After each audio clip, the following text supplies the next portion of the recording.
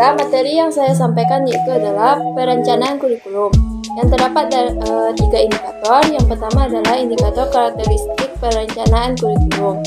Menurut para ahli, Wurtherson adalah usaha sadar atau terorganisasi dan menerus yang dilakukan untuk memilih alternatif yang terbaik dari sejumlah alternatif tindakan yang ada untuk mencapai tujuan yang tertentu. Jadi, perencanaan kurikulum merupakan proses menetapkan rancangan kurikulum yang akan dilakukan pada masa yang akan datang sebagai praktik atau pedoman pembelajaran untuk mencapai tujuan yang telah ditetapkan sesuai dengan tujuan pendidikan nasional. Yang kedua, karakteristik perencanaan kurikulum. Terdapat 5 bagian. Yang pertama, perencanaan kurikulum yang harus berdasarkan konsep yang jelas. Yang kedua, perencanaan kurikulum harus dibuat dalam rangka kerja yang komprehensif. Yang ketiga, perencanaan kurikulum harus bersifat relatif dan antisipatif. Yang keempat, tujuan pendidikan harus meliputi tentang yang luas akan kebutuhan dan minat yang berkenan dengan individu dan masyarakat. Yang kelima, rumusan sebagai tujuan pendekatan harus berjelas dengan ilustrasi kontrak.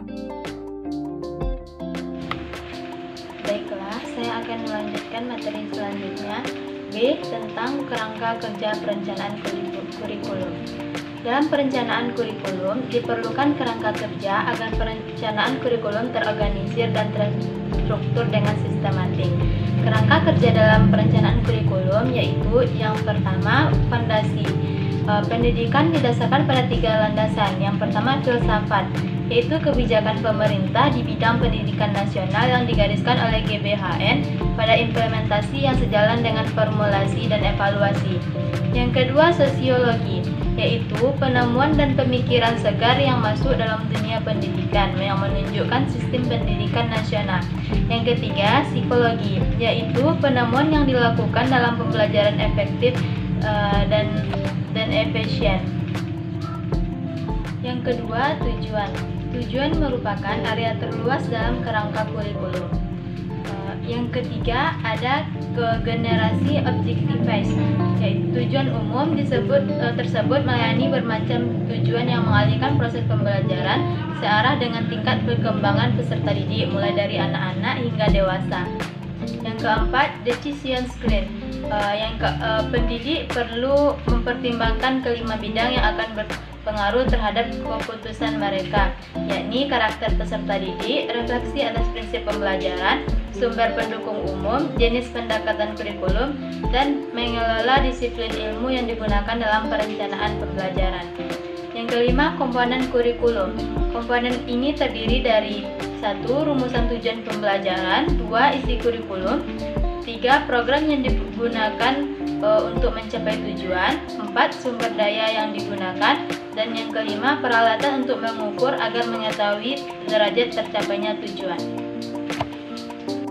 Selanjutnya, C. Komponen perencanaan kurikulum.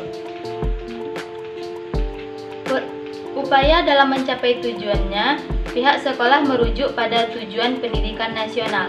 Sumber tujuan tersebut yakni sumber empiris, filosofis, sumber mata pelajaran, konsep kurikulum, analisa situasi, tekanan pendidikan.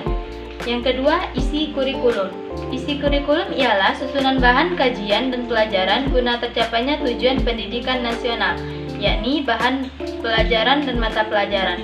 Isi kurikulum ialah mata pelajaran dalam proses pembelajaran, meliputi pengetahuan, kemampuan, dan nilai yang ada hubungan dengan mata pelajaran.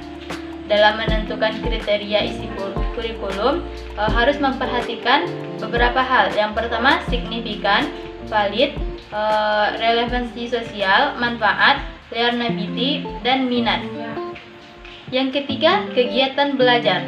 Kegiatan belajar memiliki arti yaitu berbagai kegiatan yang diberikan kepada siswa dan siswi dalam kondisi pembelajaran. Yang keempat, sumber. Terdapat sumber yang dipergunakan dalam upaya mencapai tujuan, yakni buku, software komputer, film dan DVD, televisi dan proyektor, CD-ROM interaktif, dan lainnya. Yang kelima, evaluasi. Evaluasi yaitu penilaian yang dilakukan dengan tahapan tertentu, berkelanjutan, serta transparan.